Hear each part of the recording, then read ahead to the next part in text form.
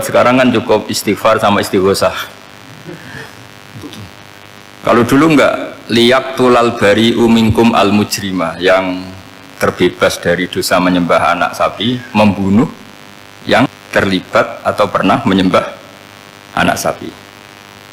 Makanya ayatnya apa? Fatubu ila bari'ikum faqatulu anfusakum. Ya, jadi orang-orang yang pernah menyembah anak sapi itu tobatnya apa? Faqtulu anfusakum. Sebab itu semua ulama berkewajiban menerangkan nasa mansuh. Sampai Sayyidina Ali suatu saat ada mubalek atau ustadz itu ngajar di masjid, ditanya, kamu tahu nasa mansuh enggak?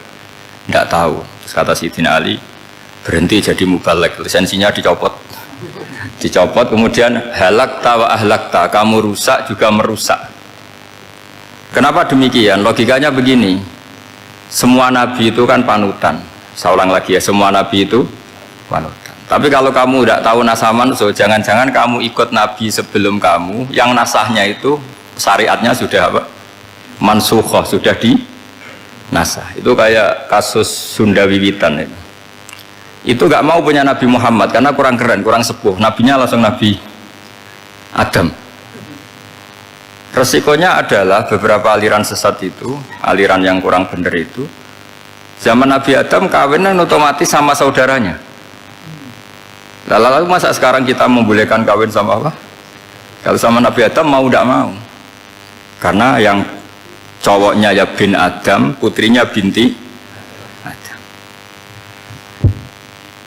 Lalu Allah bikin satu sunnah yang suami istri itu harus beda, yaitu satu kandungan itu melahirkan satu pasang. Dan boleh dulu memang pasangannya orang jelek itu orang cantik, makanya agak sial itu yang perempuan-perempuan itu memang mulai dulu gitu, kalau cantik itu kesunatannya dapat jelek gitu. Nanti sama-sama masuk surga karena yang cowoknya ibadahnya syukur, yang ceweknya sabar ya. Itu nanti sama-sama. Nah kebetulan si Qabil itu ganteng sekali. Qabil berpasangan dengan Labuda itu jelek gembrot, pokoknya tidak cantik. Enggak lah, kebalik. Qabil itu berpasangan sama Iklimah. Jadi Qabil ganteng, punya adik kandung namanya Iklimah, itu cantik sekali. Yang Habil itu rapati apa? Berarti yang Habil apa? Ya dapati ganteng, berbarengan dengan Labuda juga dapati cantik. Nah karena tadi ya berarti Qabil bareng siapa? Iklimah, Habil, Labuda. Maka untuk kawin ini nggak boleh satu kandungan.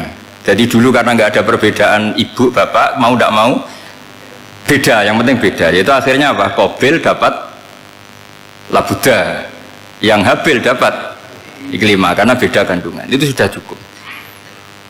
Nah, akhirnya kan nggak terima si Qabil. Masa orang ganteng dapat orang jelek. Jadi mulai dulu itu maunya orang ganteng ya dapat orang cantik, nggak terima. Tapi Allah ngatur seperti itu. Akhirnya terjadi percekcokan.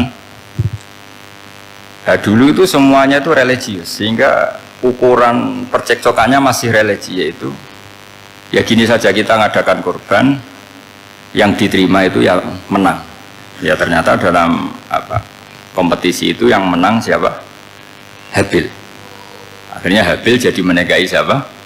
Iklimah. Kalau sekarang kompetisinya kan siapa paling kaya ya menang, lebih gampang. Nah kemudian bayangkan misalnya, ya saya ini menerangkan nasa mansuh. Kita semua sering ngomong, sering berkoar-koar, sering menyarankan atau mewajibkan para nabi itu panutan dalam semua perilakunya. Ternyata ada beberapa perilaku yang sudah dinasah atau dihapus ketentuannya oleh syariatnya Rasulullah Shallallahu Alaihi Wasallam. Maka mengenali nasa mansuh itu keharusan dalam ulumul Quran. Ya, makanya Allah mengatakan apa? Manansah min ayatin aw nunsiha pasti na'ti bi khairim minha aw misliha.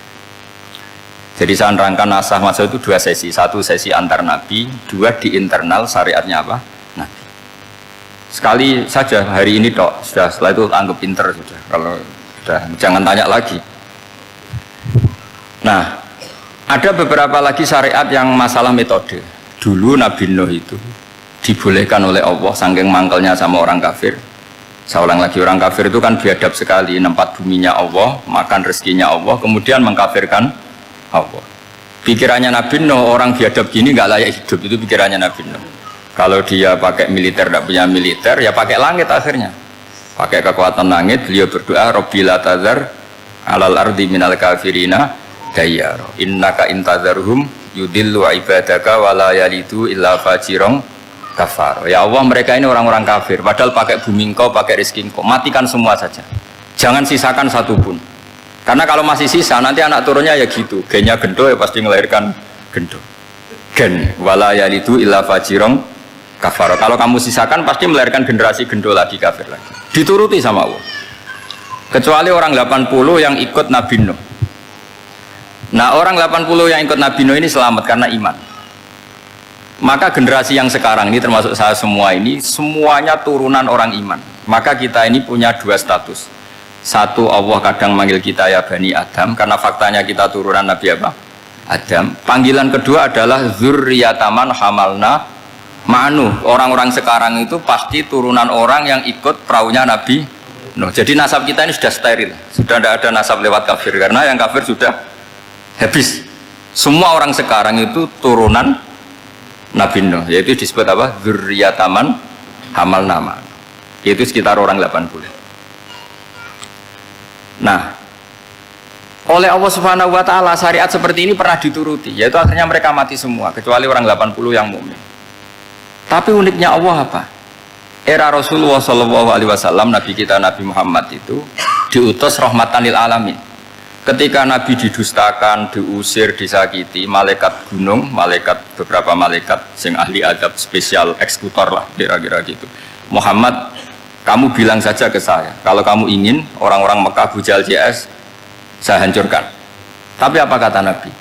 Saya berharap kalau mereka belum iman, anak cucunya iman. Karena bagaimanapun sperma ya atau calon bayi atau calon keturunan itu kan ada fi aslabir rijal atau fi zuhurir rijal. Jadi kalau dalam ilmu agama itu gen manusia itu disimpan di apa zuhurir rijal, apa di punggung lelaki, nanti dipindah ke arhamin nisa. Logikanya gini, ini dengerin ya, logikanya gini, misalnya Abu Jahal itu di situ ada orang namanya Ikrimah, itu anaknya Abu Jahal, itu orang mukmin, akhirnya ya jadi orang alim. Abu Lahab itu di rahimnya di apa punggungnya ada perempuan namanya Darrah, akhirnya juga orang apa mukminah. Saya berikan contoh, Khalid bin Walid itu anaknya Walid itu musuh besarnya Rasulullah, tapi di punggungnya ada orang bernama Khalid. Ini dengerin. Nah, di punggung ini kira-kira Allah sudah tahu apa belum? Jawabannya sudah tahu. Artinya kalau ini mati atau kamu bunuh, kamu sebenarnya nggak bunuh orang kafir saja, bunuh calon orang mukmin yang sekarang masih bersemayam di punggungnya orang-orang kafir. Jadi bisa saja orang yang sedang kafir itu ada sekian calon generasi yang suatu saat mukmin. Itu syariat yang diajarkan ke Rasulullah Shallallahu alaihi wasallam. Karena kasofnya Nabi, kasof itu satu kondisi di mana seorang Nabi itu dipertontonkan sesuatu yang nggak kelihatan. Itu dalam bahasa Arab kasof atau mukasyafa. Nabi dipertontonkan ternyata banyak orang kafir yang di punggungnya itu ada calon generasi mukmin atau muslim. Akhirnya Nabi nggak berani. Jangan bunuh. Mungkin bapaknya ada iman tapi anaknya iman. Betul, Abu Jahal punya anak Ikrimah, Abu Lahab punya anak Darrah, Walid punya anak siapa? Khalid. Itu mirip seperti kita, bapak era sholat, anak ETPK sholat, akhirnya bapak katut sholat. Banyak nggak di Indonesia, bapaknya tidak bisa baca Quran, anaknya hafid. Nah, itu kalau bapaknya kamu habis, tidak ada yang meselin. Makanya biarkan hidup saja. Nah, artinya gini, andaikan tidak ada ulama yang menerangkan nasa mansuh, dikira syariat Nabi Nuh itu abadan mu'abbadat, selamanya lama.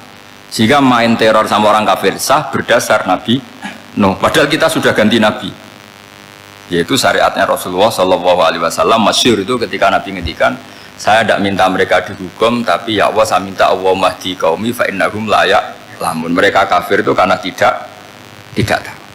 Sehingga ada periode. Loh kalau perang itu beda, perang itu konteksnya duel, itu udah harus sama Abu Jahal, Abu Lahab.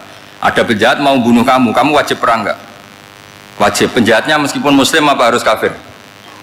Meskipun muslim. Maka kata ulama fikih sebetulnya perang duel itu bukan syariat muslim sama kafir tok. Masih muslim sama muslim, misalnya ada orang mau merkosa istri kamu, terus dia pamit gini, saya muslim loh, beri hak loh. Nggak bisa. Saya penjahat loh, muslim, jadi kamu nggak boleh merangin saya, ngelawan saya kan muslim. Nggak bisa, tetap harus dilawan. Makanya kata ulama-ulama fikih, pertarungan sama musuh itu udah harus sama orang kafir. Orang muslim pun yang mengganggu kehormatan kita, misalnya mau merkosa istri Anda, itu harus dilawan. Makanya Nabi ngendikan mangkutila duna mali fahuwa syahid, mangkutila duna harimi fahuwa syahid. Orang yang mati karena membela kehormatan keluarganya atau hartanya, maka dia mati syahid. Dan penjahat yang mati ini muhaddarun damu, diabaikan sehingga nggak kena kisos, pembunuhnya nggak kena. Misalnya ada penjahat mau bunuh kamu, kamu duel menang, kamu nggak kena kisos karena ini muhaddarun damu, diabaikan kehormatannya. Padahal dia muslim, apa? Muslim. Ini perlu.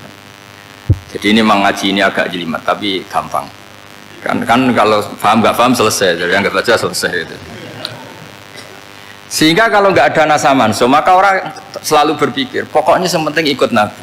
Nah itu bahayanya kalau Anda tidak tahu detail, jangan-jangan syariat yang kamu ikuti itu syariat yang sudah berstatus mansukhoh, telah dicabut. Dan itu banyak. Makanya kata Sayyidina Ali ketika ada orang ngajar nggak tahu nasa mansuh, halakta wa ahlakta, kamu rusak dan merusak orang lain. Seperti tadi pernah ada kawin itu satu turunan, yaitu era Nabi Adam. Masa kita sekarang kawin sama satu turunan, kan nggak mungkin. Ya kan, pernah ada membumi hanguskan orang kafir, yaitu syariatnya Nabi Nuh, itu dihapus oleh syariatnya Nabi Ibrahim dulu. Yaitu Nabi Ibrahim menghentikan apa? Faman tabi'ani fa innahu minni wa man asoni fa innaka ghafurur rahim. Ya, kalau orang ikut saya ya Allah ya pasti golongan saya. Kalau yang masih maksiat, masih balelo, saya berharap engkau ampuni. Akhirnya banyak orang kafir tobat. Coba era Rasulullah itu semua orang kafir Mekah itu kafir. Nabi belum wafat, itu sudah ada 114.000 mukmin semua. Jadi Nabi menangi mayoritas orang menjadi mukmin dari mayoritas kafir, yaitu disebut wara'aitan nasa yadkhuluna fi dinillahi afwaja. Andai kan Nabi Muhammad pakai syariatnya Nabi Nuh, bisa nggak mengislamkan orang sebanyak itu? Nggak bisa kan? Maka ini penting mengenali nasa mansuh. Jadi periode cara wong Jawa maksud no tuntas, Robila Tadhar itu pasot tuntas itu menghabisi itu habis di periode Nabi siapa? Nuh. Syariat itu sudah nggak dipakai lagi. Yang dipakai apa? Faman tabi'ani fa innahu minni wa man asoni fa innaka ghafurur rahim. Lah Nabi Muhammad ini nabi yang kena khitab anit tabi' millata Ibrahim hanifah. Jadi masternya Nabi Muhammad itu mentornya Nabi Ibrahim. Sehingga syariatnya ya faman tabi'ani fa innahu minni wa man asoni fa innaka ghafurur rahim. Tidak syariat Rabbila tadhar alal ardi minal kafirina daya. Jelas ya. Jadi mengenali nasa mansuh itu penting sekali, karena kalau enggak Anda halakta wa ahlakta, kamu merusak diri kamu sendiri juga merusak orang lain, karena menfatwakan hukum yang sebetulnya sudah berstatus mansukhoh hanya berdasar itu kan syariatnya nabi-nabi dulu. Syariat yang apa? Syariat yang nggak pernah terhapus hanya satu, usuluddin, yaitu tauhid, itu sama. Tapi kalau syariat itu beda-beda, atau furu'iyah itu beda-beda. Itu tadi saya beri contoh, era Nabi dulu kalau ada pakaian najis dipotong, dibuang. Era Nabi Muhammad dicuci. Orang kafir dihabisi oleh langit. Era Nabi Muhammad nggak boleh, bahkan didoakan Allahumma hdi qaumi fa innahum la ya'lamun. Di Qur'annya apa? Wa in ahadum minal musyrikin astajaraka fa'jirhu hatta yasma'a kalam Allah summa ablihu makmana. Jadi kalau ada orang kafir nggak boleh main dihabisin, mereka beri peluang untuk mengkaji kitab Allah hatta yasma'a kalam Allah. Kalau mereka sudah berpeluang ngaji, harus summa ablihu makmana, harus dijamin keamanan. Ya, karena apa? Dzalika bi annahum qaumul la ya'lamun. Bagaimanapun mereka memang karena tidak tahu. Nah, kenapa tidak tahu? Enggak. Karena tadi mereka tertutup oleh kultur yang beratus-ratus tahun. Mbah-mbahnya mereka menyembah batu, menyembah berhala. Ya taunya itu ya Tuhan. Bagaimana Anda bisa menjelaskan sesuatu yang sudah beratus-ratus tahun kan tidak gampang. Maka ada periode dimaklumi, apa? Kalau era sampean kan, mosok waktu disembah saking gobloknya orang, kamu lahir kan sudah nyembah Allah, tidak nyembah batu. Bayangkan kalau kamu jadi mereka. Wong perut kamu saja disuruh makan pizza sakit kok, karena saking lamanya makan sambal kan gitu. Kamu bilang perempuan Indonesia saja cantik kok, saking lamanya jadi orang Indonesia. Padahal orang Indonesia tanyakan orang Eropa, cantiknya di mana? Kamu lahir di Afrika, bilang orang Afrika itu cantik, tanyakan orang Eropa, cantiknya di mana? Hitam gitu kok. Jadi orang itu pasti terkooptasi oleh sekelilingnya. Orang Afrika akan bilang wanita Afrika itu cantik. Coba tanyakan orang Eropa, cantik apa enggak? Belas. Orang Eropa yang kulitnya gitu kata orang Eropa indah, kata sampean. Koyok anaknya kebo katanya boleh jadi. Jadi orang itu akan terkooptasi oleh sekelilingnya. Bayangkan kalau semua orang nyembah berhala terus kamu ndak, alasan kamu apa? Kan menentang mayoritas. Dan itu berat. Maka dimaklumi oleh Allah, dzalika bi annahum qaumul la ya'lamun fi manah panyeruarah. Nah, pemakluman ini yang mulai sekarang terkikis. Orang main pukul saja nggak mau ngaji. Nggak mau ngaji Quran secara kafah. Jadi fatwanya Islam kafah tapi ngajinya Quran enggak kafah. Ngambil 1-2 potongan ayat dipakai dalil. Jadi Islamnya inginnya kafah tapi ngajinya Quran enggak. Kalau kafah ya hafal 30 juz itu. Kalau mau ya, kalau mau kafah ya hafal berapa? 30. Makanya saya sering bilang, saya sering dinasihati orang karena belum tahu saya ini hafal Quran. Bapak harusnya Islam itu kafah. Kata saya ya dimulai dari konsep Islam itu kafah dulu, apa ya hafal Quran secara kafah. Jadi ini penting saya utarakan. Bahaya sekali orang mengenali Islam tanpa mengenali nasah mansukh. Karena beberapa syariat Nabi sebelum kita itu berstatus mansukh. Terus contoh berikutnya. Ini nasah mansukh antar Nabi apa khusus internal Nabi? Antar Nabi aja nggak selesai nih sampai subuh aja nggak selesai. Contoh yang paling keren mungkin cowok semua senang. Nabi Dawud dulu istrinya berapa? 99. Nah itu kalau masih halal itu kan berarti jenengan tuh punya istri berapa? Wah itu kan ngeri betul. Punya satu aja repotnya gitu, apalagi berapa? Punya 99. Terus kamu bilang gini, ini kan syariatnya Nabi Dawud, Nabi kan bisa diikuti. Pernah ada periode di mana seperti itu boleh. Jadi makanya mau tidak mau mengenali nasah mansukh itu harus. Kalau enggak ya kamu masih berkeyakinan boleh beristri berapa? Nah ini penting saya utarakan. Makanya Sayyidina Ali itu kalau ngetes calon mubalek, kira-kira kalau Kemenak dulu inginnya apa? Sertifikasi apa? Mubalek. Itu tanyanya gitu. Ta'rifun an-nassa wal mansukh, kamu apa tahu nasah mansukh? La. Jawabnya Sayyidina Ali, halak tahu ahlak tahu. Kamu orang yang rusak. Karena tadi takutnya ada syariat yang sudah mansukh dipakai. Itu tadi misalnya kita ini tidak umatnya Nabi Nuh, tapi pakai syarat Robbila tadar alal ardi minal kafirina. Terus ketiga begini, misteri manusia itu. Dan ini kita tidak pernah tahu sampai kiamat. Tapi ini ilmu harus kita diskusikan. Misalnya saya ini namanya Bahauddin. Saya sekarang hidup sampai 2019 sekarang. Kan hanya Allah yang tahu berapa turunan saya sampai kiamat. Dan statusnya kayak apa. Donald Trump juga gitu. Donald Trump itu sekarang kafir. Tapi kita tidak pernah tahu nanti turunan keberapa ada yang Muslim. Lah turunan yang calon Muslim ini diletakkan di mana kita tidak tahu. Yang jelas kalau kamu bunuh itu katut itu. Artinya gini, logika membiarkan orang kafir itu ya ada logikanya. Gitu.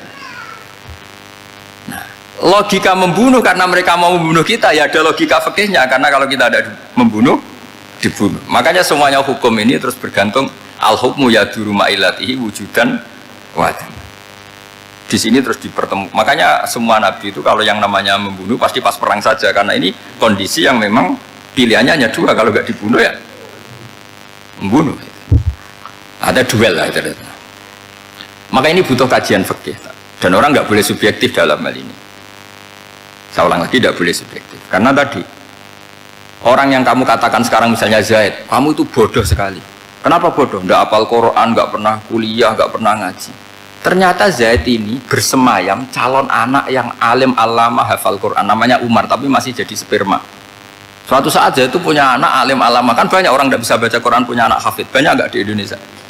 Banyak nggak petani yang punya anak dekan? Petani punya anak dekan, yang dekan punya anak naik kelas saja susahnya bukan main. Banyak kan? Nah ketika dibalik nanti ada dekan punya anak goblok, yang petani punya anak dekan, pinter mana? Kita tidak pernah tahu, makanya ini kan ya sudah, kalau nggak pernah tahu ya bilang saja wallahu alam, kan selesai, daripada keminter keliru kan ada wallahu alam. Makanya cerita favorit guru saya Kiai Haji Maimun Zubair itu punya apa namanya Kiai Zubair, itu cerita favoritnya itu ada santri namanya Soleh. Soleh itu alim alama.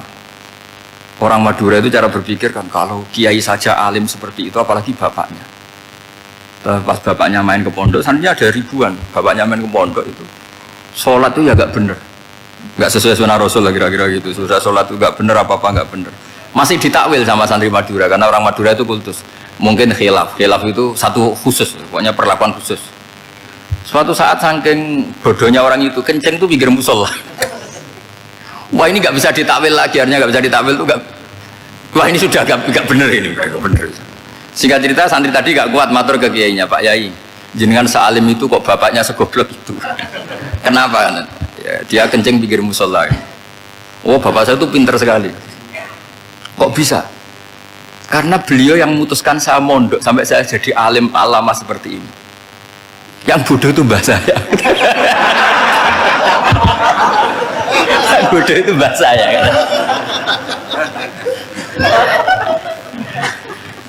Artinya gini, sekarang misalnya Anda dekan, atau Anda rektor, atau Anda profesor, atau Anda kiai top mubalek kondang. Anda mubalek kondang terus punya anak, gobloknya bukan main, atau apalagi anaknya ketangkep KPK. Yang satu anaknya orang bodoh jadi dekan. Kalau kompetisi ini pinter mana coba? Ada ahli metodologi tapi anaknya itu terlibat narkoba.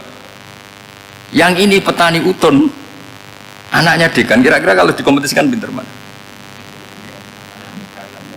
Anaknya pinter petani tadi gitu. Yang ketika petani kamu vonis bodoh gitu. Tapi siapa tahu kalau ini menyimpan calon, paham ya? Kita tidak pernah tahu. Makanya Quran selalu ngajari dalam ilmu sosial itu wa in adri la'allahu fitnatul lakum wa mata'un ila. Dalam ilmu sosial itu kita harus jawab tidak tahu. Karena mobil. Makanya saya tadi pagi ngaji di direktorat, saya bilang, saya pernah diprotes orang, Gus kamu udah jelas 01 apa 02. Ya saya jawab gitu, manusia itu makhluk yang paling gak jelas gitu. Sekarang soleh, suatu saat bisa saja gak soleh. Yang sedang gak soleh, suatu saat soleh. Sesuatu yang mungkin rubah kok kamu fanatik itu gimana? Nalarnya itu gimana? Coba kita tahu dulu, Wahsy itu pembunuh Hamzah, akhirnya mati mukmin ya gak? Padahal orang yang sangat dibenci Rasulullah karena membunuh Sayyid siapa? Hamzah. Sa'labah yang tukang itikaf di masjid akhirnya su'ul khatimah. Kita tidak pernah tahu. Nah kalau nggak pernah tahu ya tidak usah terlalu fanatik, biasa saja. Kayak jenengan seneng saya itu ya saya tidak tahu sampai kapan ya tidak tahu. Saya seneng sampai kapan ya tidak tahu. Kayak suami istri itu. Pas nikah harmonis bulan madu sampai kapan berjanji. Yang jelas paling awet itu pasangan jelek itu pasti nggak awet. Makanya jadi guyonan tuh. Pasangan itu jangan baik-baik gak awet. Kalau jelek itu awet. Ternyata maksudnya cantik sama ganteng itu suatu saat pasti jadi jelek. Yang jelek sama jelek pasti jelek terus. Makanya jadi guyonan. Kalau pasangan jelek itu awet katanya, tapi kalau pasangan baik ternyata baik wajahnya itu pasti gak awet. Suatu saat pasti jelek. Tapi yang jelek awet. Karena mulai dulu ya jelek sampai gitu. Awet jeleknya maksudnya bukan. Ya jelas ya, jadi saya mohon sekali ini ilmu. Sampai ndak urusan, ini bukan urusan cocok ndak cocok, tapi ilmu. Ilmu harus kita dengar bahwa syariatnya para nabi itu yang sifatnya furu'iyah, tidak usuliyah, tidak tauhid itu potensi rubah. Sehingga mengkaji nasah mansuh itu satu keharusan seorang ulama. Makanya setiap ada syariat nabi, hal hadhi syariah mu'abbadah amla, mansukhah amla. Karena potensi itu tinggi. Kita tahu dulu semua nabi sholat menghadap apa? Baitul Maqdis. Era Rasulullah dipindah ke Ka'bah. Tapi kalau kamu katakan total Baitul Maqdis ya tidak juga. Nabi Ibrahim mulai dulu madhabnya ke Ka'bah. Tapi kalau Nabi Musa ke Baitul Maqdis. Terus kamu bilang ini 01, 02 ya ada, memang syariat jadi sesuatu yang furu'iyah. Nah, kenapa ini furu'iyah? Jawabannya sederhana. Ketika seseorang menghadap Ka'bah itu menghadap batu apa menghadap Allah? Allah. Ketika menghadap Baitul Maqdis hakikatnya menghadap Allah apa menghadap Baitul Maqdis? Allah. Maka menghadap Ka'bah itu sebenarnya masalah furu'iyah. Yang masalah usuliyah adalah inni wajjahtu wajhiya lilladzi fataras samawati wal ardh. Yang permanen adalah menghadap Allah Subhanahu wa ta'ala. Cuma secara prosedur syariatnya secara zahir menghadap Ka'bah. Maka potensi rubah karena ternyata itu furu'iyah, untuk kiblatnya itu furu'iyah. Yang permanen adalah menghadap ke Allah Subhanahu wa ta'ala. Ini pentingnya. Jadi terus sekarang masih antar nabi apa di internal nabi? Ini sudah mau selesai waktunya, sudah habis ini. Internal. Ini sudah selesai, ini sudah pas ini. Mohon Pak Andi. Wah. Jam ini sudah. Sampai mana tadi? Diteruskan apa enggak? Sudah ya, sudah kayaknya sudah. Biar kelihatan cerdas. Sekali pertemuan sudah pinter gitu. Berapa? Setengah jam sudah pinter. Yang internal nabi apa antar nabi? Internal ya, sudah sekarang ke internal. Kalau internal lebih banyak lagi contohnya. Yang masyhur tentu masalah Baitul Maqdis. Dulu Rasulullah pernah sholat menghadap Baitul Maqdis 16 bulan. Berapa? 16 bulan. Kila 17. Pokoknya khilafnya hanya 16 dan 17. Kalau ada bilang 10 bulan berarti gak pernah ngaji khilafnya. Karena khilafnya itu hanya 17 sama 16. Akhirnya sama Allah diminta disuruh menghadap ke Ka'bah. Saya ulang lagi, itu tetap masalah antar nabi sebetulnya. Begini, makom itu kalau dalam bahasa Arab bukan kuburan. Kalau di Indonesia kan makomnya Sunan Bonang itu kan kuburan. Kalau makom dalam bahasa Arab itu sesuatu yang pernah dipakai singgah, itu namanya apa? Makom. Lalu Rasulullah itu pertama di Medina itu madhab Baitul Maqdis itu 16 bulan. Orang Yahudi senangnya bukan main, sampai mereka bilang gini, Muhammad tuh gaya-gaya nantok punya agama baru, tapi kiblatnya ikut kita. Baguslah anak itu katanya, masih tahu diri katanya. Bagus katanya itu masih tahu diri. Jadi senangnya bukan main orang Yahudi, karena kiblatnya Muhammad sama dengan mereka. Ya tentu mereka jangkar Muhammad, bukan Sayyidina Muhammad atau Rasul Muhammad, karena mereka masih gak iman. Nabi itu ya agak tersiksa, karena beliau secara gen turunan Nabi Ibrahim dan kiblatnya Ibrahim itu Ka'bah. Agak tersiksa tapi sami'na wa ata'na tetap madhab ke Baitul Maqdis berapa? 16 bulan. Suatu saat Nabi Muhammad itu disuruh madhab Ka'bah. Ini dengerin. Akhirnya madhab ke Ka'bah. Apa yang terjadi? Orang Yahudi komentar gini, Muhammad itu gimana? Dia di perantauan, rindu sama keluarganya. Terus rindunya itu diaplikasikan jadi perilaku agama. Jadi dia madhab Ka'bah dianggap kangen. Kayak saya kan orang Rembang. Rembang itu apanya Jogja? Timurnya apanya? Enggak, Jakarta itu mana Jakarta itu? Barat sana ya. Ibaratnya saya orang Jakarta, terus merantau di Jogja. Dulu kiblatnya itu menghadap ke timur. Terus ketika madhab ke barat, kata sampean, wah itu padunya kangen apa? Keluarga. Itu kurang ajar orang Yahudi. Jadi orang Yahudi itu memang paling pinter bully. Makanya kalau sampean tukang bully itu ya agak-agak ya enggak. Saya tidak ngomong agak ya, pokoknya agak-agak ya. Pinter bully orang Yahudi. Makanya nggak ada orang debat sepinter orang Yahudi. Yang bisa ngalahkan hanya Tuhan itu. Orang Yahudi yang bisa ngalahkan hanya Tuhan. Loh Sayyidina Ali tak orang paling terkenal cerdas. Itu kalau sama orang Yahudi itu pusing. Karena ya apa logikanya itu? Saya beri sekian contoh. Ada orang Yahudi tanya gini, Muhammad, kalau kambing mati itu yang bunuh siapa? Ya Allah, mati langsung itu. Agama kamu itu aneh, Mak. Yang langsung sentuhan Allah haram, tapi yang lewat tangan-tangan jahil manusia malah halal. Harusnya itu yang halal, kan orisinal, langsung Allah yang bunuh. Jadi utaknya itu aneh, dari cara berpikir itu aneh. Nah cara sampean nih kan, nak halal pangan kue, tapi Nabi kan nggak boleh bertutur kata kasar gitu. Kalau yang jadi Nabi saya untalan ngono kan gitu. Tapi Nabi kan nggak boleh kasar. Jadi Nabi itu problem karena nggak boleh apa? Kasar. Kalau kita kan gampang, ya nak halal untalan kan selesai apa? Tapi Nabi nggak boleh kasar gitu. Jadi jadi nggak Nabi, nggak sampean itu kan enak. Mau keliru ya pantas, mau apa saja pantas. Karena kan nggak panutan. Kalau Nabi nggak bisa meluruskan kebenaran itu harus tetap sesuai akhlak. Ya jadi agak kerepotan. Makanya punya Umar alhamdulillah ada yang nggak perlu aturan gitu. Jadi enak. Jadi ya itu memang aturannya harus itu. Coba Nabi itu perang tapi nggak boleh bunuh. Kayak apa susahnya? Beliau jadi sasaran tembak tapi nggak boleh bunuh. Kalau sahabat kan enak, duel, relax, santai, bisa tarung. Kalau Nabi nggak boleh. Makanya Nabi meskipun ikut perang terus nggak ada sejarah orang yang dibunuh. Ya, hanya satu peristiwa itu pun dibaca orang kafir, ditangkis Nabi, pedangnya kembali ke dia mati. Tapi nggak ada yang Nabi. Karena Nabi kalau pembunuh nanti itu terus kayak pendekar kan, yang susah juga punya Nabi kok. Habis perang saya Nabi tanya, Muhammad habis serang berapa? 1000. Ya repot juga punya Nabi mantan apa? Pembunuh, meskipun yang dibunuh orang kafir, tapi kan kayak apa ya? Fitrah manusia itu akan menolak kepemimpinan orang yang gitulah pokoknya nggak bisa diterangkan itu. Makanya Nabi itu nggak pernah bunuh, meskipun kayak apa musuhnya, tapi nggak pernah bunuh. Untungnya di sekeliling orang-orang yang tadi. Jangan bilang itu suka bunuh ya, pokoknya perang gitu ya. Perang dengan bunuh itu beda loh. Ya. Kalau perang itu fair apa? Fair. Sampai mana tadi? Nabi Ibrahim ya. Makom tadi saya ulang lagi.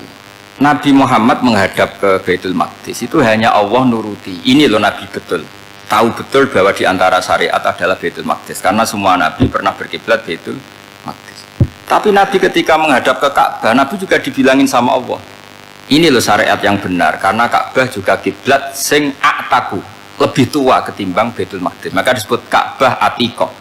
Ilal Baitil Atiq. Kalau Quran bahasakan Ka'bah apa? Wal yatawafu bil baitil Atiq. Atiq itu tua sekali. Ya sudah. Ketika berstatus tua itu orang Yahudi seneng, mergo roh kelirune Muhammad. Mereka nantang, Muhammad ayo debat terbuka. Nabi rawuh. Bagaimana Anda bilang Ka'bah itu kiblat tertua? Wong Ka'bah itu pertama yang menghadap sana itu ya kamu. Semua Nabi menghadapnya ke Baitul Maqdis. Terus Nabi Muhammad mulai berargumentasi ilmiah tadi. Enggak, Ka'bah itu kiblatnya Ibrahim. Jadi Ibrahim dulu itu yang mulai dulu kiblatnya itu di Ka'bah. Terus orang itu tanya buktinya apa? Terus dijawab fihi ayatum bayyinatum maqam Ibrahim. Ternyata di situ ada jejak kakinya Nabi Ibrahim, yaitu batu yang diinjak beliau ketika bangun Ka'bah. Itu argumentasi ilmiah. Lah bareng orang Yahudi kehilangan ilmu itu gobloknya orang Yahudi. Makanya yang bisa mengalahkan Yahudi hanya Allah Subhanahu wa taala. Lung Ibrahim saja golongan kita, pengikut kita. Ibrahim itu pengikut Yahudi. Wah itu Nabi mulai senyum-senyum, mulai tertawa-tawa. Wih, ku goblok orang terdidik. Karena itu ibaratnya kayak kamu bilang Soekarno itu pengagum Puan Maharani. Kira-kira seperti itu. Soekarno itu pengikut Puan. Karena Yahuda itu Yahuda bin Yakub bin Ishak bin Ibrahim. Saya ulang lagi ya, nasabnya Yahudi apa? Yahuda bin Yakub bin Ishak bin Ibrahim. Jadi Ibrahim itu mbah keempat dari Yahuda. Tapi karena mereka kalah debat, Ibrahim itu pengikut Yahudi, itu sama dengan bilang apa? Soekarno itu pengikut Puan Maharani. Itu kan jadi aneh. Atau Gus Dur pengikut Mbak Yeni, atau Basim Asari pengikut Mbak Yeni, itu kan aneh. Wah, akhirnya sama Allah diingatkan. Makanya ada ayat ha antum haula hajatum fi malakum bi ilm falimatu hajuna fi ma laysa lakum bi ilm. Perjanjian debat ini semuanya harus ilmiah. Tapi kenapa perdebatan Anda malah ndak ilmiah? Karena orang Yahudi iftadohu, malu semua. Wah, semuanya Muhammad itu satu-satunya kekalahan orang Yahudi. Tapi ayat-ayat seperti ini itu enggak populer. Ayat ha antum haula hajastum fi malakum bi ilm falimatu hajuna fi ma laysa lakum bi. Jadi Islam betapa hebatnya Islam. Kalau debat harus ilmiah. Dan Kanjeng Nabi menantang, ini perjanjian kita debat ini ilmiah. Kenapa sekarang jadi tidak ilmiah? Yaitu kamu mengatakan Ibrahim itu pengikut Yahudi, padahal Ibrahim dengan Yahudi itu dulu Ibrahim. Hanya Mat kalah Mat, tapi tetap ra Islam. Tapi nah, makanya terus Ka'bah dibuktikan ketuaannya lewat apa? Fihi ayatum bayyinatum maqamu Ibrahim. Itu bukan makom kuburan. Karena makamnya Nabi Ibrahim tetap Hebron, temudi Palestina. Kira-kira itu Palestina. Jare Israel yo ning Israel, mbok menang di. Jare ning Israel yo ning Israel, jare Palestina ning. Saya pernah ziarah ke sana di Hebron. Di makamnya Nabi siapa? Ibrahim. Jadi jelas ya. Jadi nasa mansuh itu ketentuan yang dikehendaki Allah Subhanahu wa taala untuk menguji loyalitas manusia, menanggalkan semua akalnya. Makanya saya mohon sekali siapapun yang ngaji saya dimanapun, sekali-kali manusia itu harus menanggalkan akalnya. Sekali Anda pakai akal, maka Anda akan ingkar dengan nasa mansuh. Nasa mansuh itu hukum yang direvisi, yang dibatalkan. Makanya orang Yahudi lagi-lagi pinternya orang Yahudi, merovokasi orang-orang yang Islamnya belum kuat, diprovokasi gini. Unzuru ila Muhammadin tahayyara fi din yukhillu yawman wa yuharrimu ukhra. Lihat itu Muhammad, dia kebingungan cara beragama. Kadang bilang A, besok bilang B. Jadi nasa mansuh dianggap satu bentuk kebingungan. Gak kurang ajar tapi. Wah, akhirnya sebagian orang yang murtad. Makanya nasa mansuh itu satu peristiwa yang menjadikan banyak orang murtad. Karena diprovokasi orang Yahudi bahwa itu bentuk kebingungan Muhammad. Akhirnya terus saya qulu sufaha minan nasi ma wallahum angqiblati mulati kanu aliyah. Nah, kelirunya orang Yahudi adalah ternyata nasa mansuh yang dipilih Rasulullah itu semuanya ada di Taurat dan Injil. Termasuk di Taurat dan Injil disifati dan Nabi yusolli ilal kiblatin, bahwa Nabi ini akan bersolat dengan dua kiblat. Makanya tetap ditantang. Qul fa'tu bit-taurati fatluha in kuntum shadiqin. Kalau kamu tidak percaya bahwa saya ini orisinil, ayo bareng-bareng mengkaji Taurat. Tapi mereka tidak siap mengkaji Taurat. Karena Taurat semuanya mendukung Rasulullah Muhammad SAW. Fatluha in kuntum shadiqin. Makanya ini penting sekali ngaji. Jadi perdebatan itu macam-macam. Dan itu pinternya orang Yahudi. Unzuru ila Muhammadin tahayyara fi dini yukhillu yawman wa yuharrimu ukhra. Ini penting sekali. Makanya nasa mansuh itu uji loyalitas. Itu Imam Malik kalau mencontohkan ke Imam Syafi'i. Saya berisikan contoh fikih. Ini saya melanggar waktu ini. Ini sudah berapa? Saya yang tidak mengesahkan diri saya. Ya misalnya ini ya, ini kertas saya bawa ya, ini kertas saya bawa. Terus ini tak kasih uang misalnya, uang 100.000. Atau kalau contoh Imam Syafi'i dulu dididik Imam Malik begini. Ya Syafi'i, kalau kamu punya dua budak, dua pembantu, kalau dulu kan masih ada budak, dua pembantu lah kira-kira. Seneng mana, yang cerdas sama yang goblok? Seneng yang cerdas. Kalau yang nurut sama yang bantahan, seneng yang nurut. Lah yang nurut itu yang goblok. Makanya tinggal dibalik saja. Kamu tak beda ya. Seneng mana punya istri yang cerdas apa yang goblok? Coba jawab. Atau ibu-ibu mbak-mbak ini, seneng mana punya suami yang cerdas atau yang goblok? Kalau cerdas gak bisa diakali, tapi goblok nurut tapi ya kadang di sini kan di sini. Nah, itu kan antar manusia. Masalahnya kita menghadapi Allah Subhanahu wa taala yang semua kita pasti bodoh. Kita menghadapi Allah Subhanahu wa taala yang semuanya kita pasti bodoh. Allah jelas ngendikan wa kanal insanu dzaluman jahula. Manusia itu banyak dolimnya. Dolim itu sifat mubalaghah. Kalau orang dolim sekali dolim, kalau sering zalum, kalau jahil biasa jahil, kalau banget jahili jahul. Bahasa Arab kan gitu memang. Ghafir, pengampun biasa. Kalau ghafur selalu mengampuni. Syakir, makanya sifatnya Allah Ta'ala ikut wazan fa'ul semua. Ghafur, syakur. Atau diikutkan wazan fa'al. Kalau goblok biasa jahil, goblok banget jahal kan itu. Kafir biasa kafir, kalau kafir banget kafar. Ya, jadi wazan balaghah itu bisa fa'al, bisa fa'ul ya. Kafirin kafar atau kafur, paham ya? Malah kok malah ngaji nahwu ya, tapi ini memang perangkatnya ya, ini kan perang mau tidak mau. Makanya misalnya Allah tidak suka kulla kafarin banget kafir ya Pak, paham ya? Kulla khawanin banget khianate. Kalau khain khianat biasa, kalau khawan sering khianat. Lah manusia itu kata Allah apa? Zaluman, wis banget dolime, banget bodoh. Itu kalau yang ngarang hikam mencontohkan tuh gini, manusia itu pas bener saja salah, apalagi pas salah. Jadi manusia itu kata Imam yang ngarang hikam itu, man itu kanat mahasinhu masawiyah, fakih fala takunu masawihi masawiyah. Ketika baik saja buruk, apalagi ketika buruk. Coba kalau ada orang dermawan sama teman-temannya, tanyakan istrinya, duit dihambur-hambur, diseno konco ngalono bojo, mesti gitu. Teman yang sering silaturahim ke teman-temannya, kata temannya baik, senang silaturahim, tanyakan istrinya, oh meninggali wong. Jadi manusia pas baik saja ada buruknya, apalagi pas buruk. Makanya dulu bapak saya ngajarin saya istiqomah ya apik ya, tapi kadang-kadang nak keterusan itu istiqomah ngangkangi orang, dia tidak punya kesempatan. Misalnya ada imam masjid, imami terus sampai tua, sampai mau mati. Itu istiqomah apa tidak memberi peluang yang lain? Tidak jawab aja. Jadi itu manusia. Jadi pas baik saja buruk, apalagi pas buruk. Kayak saya gini di sini ngajar baik, tapi saya ada sopannya harus di atas. Padahal banyak orang sepuh, ada Pak On, ada beberapa yang sepuh. Kan terpaksa nggak sopan. Tapi aman yang nyuruh, berarti aman yang dosa. Kemarin-kemarin saya minta di bawah supaya ganjaran saya utuh, ini gara-gara begini ganjaran saya ini agak terkredit terdebat itu karena itu. Saya teruskan. Jadi manusia itu punya sisi itu karena manusia itu dzalum dan jahul. Wa kanal insanu dzaluman. Problemnya ini ngadepi Allah yang selalu pinter, yang kita selalu bodoh.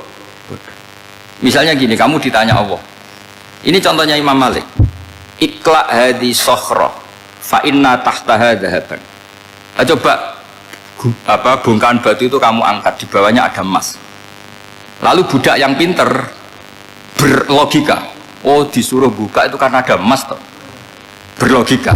Kalau budak yang goblok enggak, ya disuruh ya diangkat saja. Ada emas apa enggak karena perintah ya diangkat. Yang satu nurut karena perintah, yang satu nurut karena ada emas, ada sesuatu. Logikanya suatu saat Tuhan tuh hanya bilang gini tok. Ikla hadis sokhroh, batu itu angkat. Yang nurut, yang goblok permanen tadi, kan langsung angkat. Yang pinter, ini ada apa lagi Gusti kok harus diangkat? Ya gak ada apa-apa, nyuruh saja kata Allah gitu.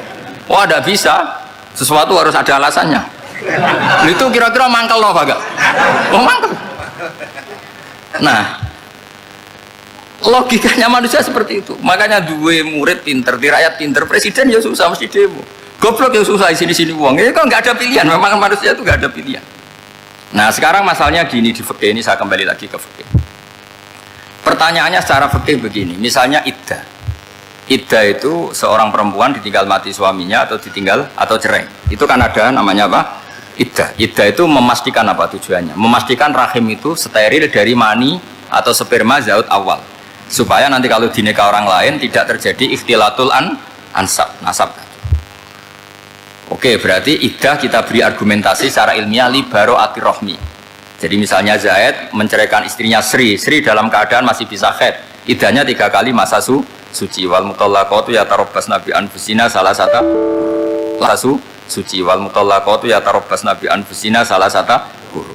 Lalu karena secara teori medis kalau haid berarti bukti tidak hamil. Apalagi kalau haidnya terulang-ulang sampai 3 kali pasti tidak hamil. Jika kalau nanti dinikahi orang lain pasti kalau ada anak ya anaknya zaud sani atau zaud kedua. Berarti alasan iddah li baro'atir rohmi. Oke, kita sok pinter, sok bijak. Pertanyaannya adalah sekarang sudah baru 1 bulan suaminya di Malaysia nggak pernah ngumpuli. Dicek di medis juga berbukti tidak hamil. Apakah boleh tanpa iddah? Semua ulama mengatakan tidak boleh. Tapi ini kan rahimnya jelas bersih. Ya karena iddah itu nuruti perintah pangeran. Pokoknya tetap iddah 3 kali masa suci. 3 kali masa suci atau masa haid. Itu ada perdebatan ulama.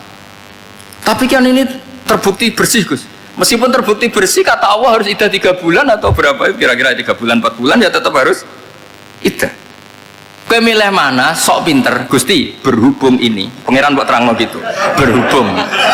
Jadi Tuhan apa bawa waris berhubung Gusti ini jelas steril dari sperma zaut awal nggak usah iddah Gusti.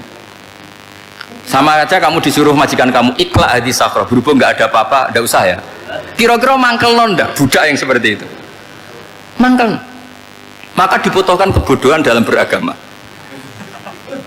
Betul itu memang. Makanya Nabi itu unik pernah bilang itu gini. Aksaru ahlil jannah al-buhu. Aki-aki penduduk swarga itu al-buhu wong goblok-goblok. Maksudnya goblok yang jenis ini bukan goblok betulan maksudnya.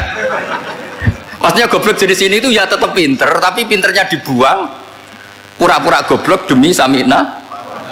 Jadi saya misalnya kok pinter dan goblok tadi sekaligus. Pinter dan goblok. Ya bah ikla hadis sokhra fa inna tahta hadaban. Tak angkat karena saya tahu di bawah ada Mas, tapi di hati saya sajane ya mergo perintah. Suatu saat kalau disuruh Allah ikla hadis sokhra, perintah ya tak angkat ya sudah. Jadi ya pinter ya goblok. Saya tahu namanya perintahnya Allah pasti ada hikmahnya. Hikmahnya itu adalah li baro'atir rohmi. Tapi hikmahnya jadi kawula adalah nurut perintah Allah, cek tahu alasannya maupun tidak. Lah di sini ada illatul hukmi untuk membangun kecerdasan, tapi ada loyalitas untuk membangun ubudi. Ya, bahwa kita ini kawula roh tetap loyal. Makanya tadi pagi saya cerita Sayyidina Umar. Sayyidina Umar kayak apa cerdasnya? Tapi tetap ubudi ya. Yaitu Rasulullah SAW sering dibully orang kafir. Muhammad tuh gaya-gaya nantok. Wong ora oleh nyembah berhala, ora oleh nyembah watu, jebule dekne nyembah Hajar Aswad. Karena dilihat dari jauh kan tetap nyium Hajar Aswad. Coba kalau kamu lihat dari jauh, kamu sujud dari jauh kan kayak sujud sama batu. Makanya Sayyidina Umar karena orang kafir masih cara berpikir gitu, tiap nyium Hajar Aswad itu komentar gedumel. Alim tu annaka hajarun la tadurru wa la tanfa. Walau la anni ra'aitu Rasulullah qabbalaka ma qabbal. Aku roh nak watu, ramadoroti, ramanfaati. Kalau saja saya tidak melihat Nabi nyium kamu, saya tidak sudi nyium kamu. Jadi tidak berdoa, doa mustajab itu tidak berutuh. Karena apa? Umar tahu ini masalah secara tauhid. Kalau saya doa depan Hajar Aswad nanti dikira syirik karena berdoa di depan batu. Tapi kalau saya tidak nyium, nyulayani sunnah Rasul, yaitu nyium Hajar, wis tengah-tengah nyium sambil gerutu, itu sudah kompromi. Ya nyium tapi gerutu. Kayak apa? Makanya ya cerdas tapi ya goblok tadi ya cerdas. Itu uniknya Rasulullah. Jadi muji orang pintar ya sudah langit. Tapi Nabi pernah dalam satu hadis mengatakan aksaru ahlil jannah al-bulbu. Aki-aki penduduk swarga itu orang bodoh. Artinya orang bodoh itu bukan bodoh betulan. Enggak. Dia meninggalkan akalnya demi loyalitas ubudiyah. Nah, untuk menutup sesi ini terakhir betul, tak tutup setelah ini selesai. Untuk menutup itu bukti begini, perang Badar itu perang yang nggak mungkin dimenangkan umat Islam karena orang kafir itu 1000 dengan pasukan full, dengan peralatan perang full. Rasulullah itu tahun kedua Hijriah itu pasukannya hanya 313. Itu pun pedang itu untuk orang 5 itu hanya ada pedang 1. Jadi kalau mau dibaca orang, sih kamu nilai pedangnya aku. Itu kan nggak kebayang perang dalam keadaan seperti itu. Jadi mesti kalah, orang kok mungkin kalah, mesti. Tapi Nabi tetap bilang, saya ini disuruh Allah perang, ya harus berangkat. Yaitu perang Badar. Kata para sahabat, ya Rasulullah ini nggak masuk akal, sudah nggak usah perang, ini nggak masuk akal, mau setor nyawa. Sudah gitu dadaan, nggak ada persiapan. Lucunya apa? Sahabat itu ketika Nabi tetap berangkat. La akhrujanna walau waqti. Nabi menginginkan saya tetap berangkat meskipun sendiri. Setelah Nabi berangkat sekian meter, tuh sahabat ikut semua. Kata Nabi, lah kamu kok ikut? Ya ikut saja, kata kamu mesti kalah. Ya anggap saja setor nyawa. Demi loyalitas pada jenengan. Itu makanya nggak ada periode sebaik periode sahabat. Tapi yang gerutunya jalan. Karena gerutu ini bawaan ilmiah. Makanya kita loyal sama presiden, tapi yang nggak cocok ya gerutunya jalan. Tapi bawaan mencintai Indonesia tetap jaga stabilitas. Itu bawaan cinta Indonesia, bukan cinta pejabatnya kadang.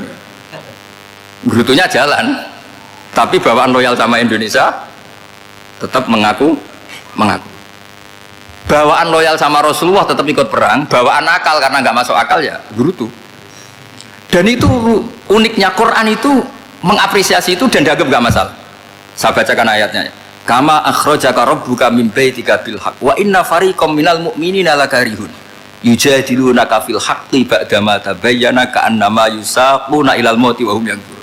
Peristiwa Badar ada peristiwa kamu itu keluar untuk perang. Sahabat kamu ngikuti, tapi mereka lakarihun, nggak seneng sebetulnya. Karena nggak masuk akal. Ya geremeng tapi ya derek. Yujadilunaka fil haqq, mereka mendebat kamu dalam kebenaran. Jadi ya Rasulullah wong perang kawan kalah jenengan lakoni alasane nopo? Lah kok melok? Ya saya harus ikut jenengan kan jenengan Nabi. Itu unik. Kalau orang sekarang mana mau, kalau nggak masuk akal nggak mau melakukan. Coba misalnya istri kamu belajarnya dikurangi, anggap saja petualangan latihan hidup di masa lalu, nggak mau. Padahal petualangan itu hal yang indah. Petualangan itu kan hal yang indah, kan nggak mau. Oh ngirit aja alasan. Tapi lucunya kalau dijak camping bermiskin-miskin di hutan mau. Karena karpe dewe, tapi suami yang ngongkon. Ayolah seminggu ini kita model miskin, anggap saja petualangan masa lalu, nggak mau. Karena pinter, apa? Coba kalau bodoh, ya ngono ya rapopo mas. Tapi resiko nak bodoh, pas kamu sakit ya dibiarin. karena dia melihat sakit kan biasa, namanya manusia. Jadi makanya ini pilihannya susah, hidup itu masih susah makanya ini. Jadi uniknya Quran gitu, Quran itu membolehkan psikologi manusia. Makanya Allah ngendikan kutiba alaikumul qital wa huwa kurhul lakum. Ya saya tahu kamu tidak suka perang. Allah yang ngakui bahwa kurhul enggak apa-apa. Tapi ketidaksenangan kita harus dilawan demi mengikuti Allah dan misalnya perempuan Allah juga gitu. Wa ashiruhunna bil ma'ruf.